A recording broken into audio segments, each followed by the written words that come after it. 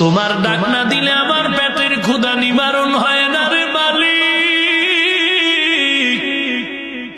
ওরে আল্লাহ, তুমি আমার এমন পরীক্ষায় ফলাইছো, তবে আমার জিহ্বাটার একটু জায়গা ভালো করে দাও, তোমারে আমি আল্লাহ কয়া ডাকবো। কারণ আল্লাহ তোমার নাম নিলে আমার কলিজাটা ঠান্ডা হয়ে যায়।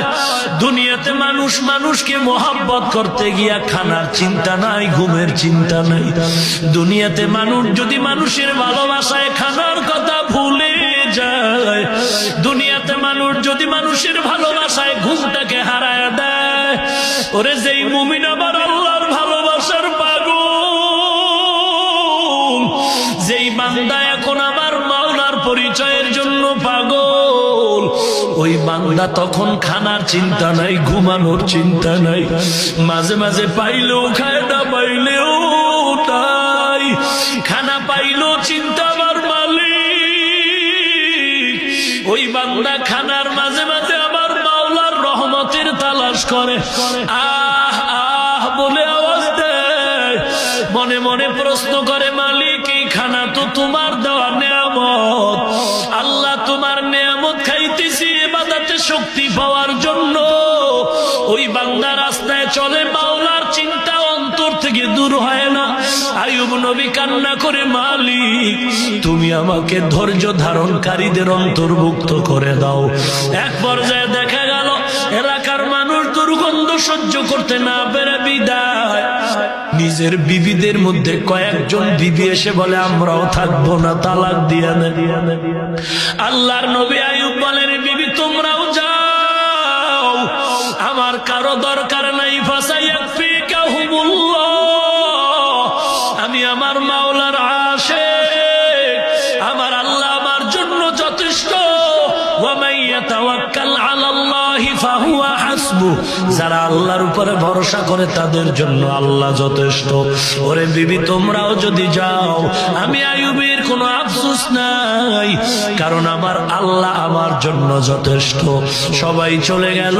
নবী একবার তাকায় দেখে পায়ের কিনারায় একমাত্র বিবি রহিমা অথবা রহমা, ইউসুফ নবীর কন্যা, পায়ের কিনারায় বসা। আইয়ুব নবী ডেকে বলেন, ও বিবি তুমি কেন যাও না? বিবি চোখের পানি ছেড়ে কান্না শুরু করলে, ও স্বামী আমার, আমি আপনাকে স্বামী হিসাবেই দেখি না, আমি দেখি আপনি আল্লাহর একজন আদরের গোলাম পয়গম্বর। আমি আপনার দরজা ছেড়ে আমি কোথাও যাব না,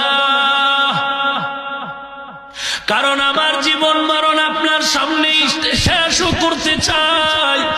কারণ আমি রহিমা কিছু কোনো আমল করতে পারি নাই যে আল্লাহর আদালতে নাজাতের দরজায় দাঁড়াবো। হাসুরের ওই কঠিন সময় আল্লাহ তাআলা যদি সিরিয়ালে ডাকেন, রহিমা এমনকি আমল নিয়ে আসছো নাজাতের জন্য, যেই ময়দানে কোনো আপন আপন বলতে কেউ নাই, সন্তানের সাথে মা বাবার পরিচয় থাকবে না, সূর্যটা মাথার উপরে, জমিনটা তামা হয়ে যাবে সূর্যের গরমে, ওদিকে জাহান্নামের আওয়াজ বলবে, আল্লাহ গুনাহগার গুলো আমার ভেতরে দাও, ও আল্লাহ গুনাহগার গুলো আমার মধ্যে দাও। আল্লাহ বলবেন, জাহান্নাম একটু অপেক্ষা কর। এরে যুবক আল্লাহর গোলাম, আমিও তোমার মতো একটা যুবক সন্তান, টুপির কারণে মাথা গরম না রে বাবা, লম্বা জামা পরলে শরীর গরম, মিথ্যা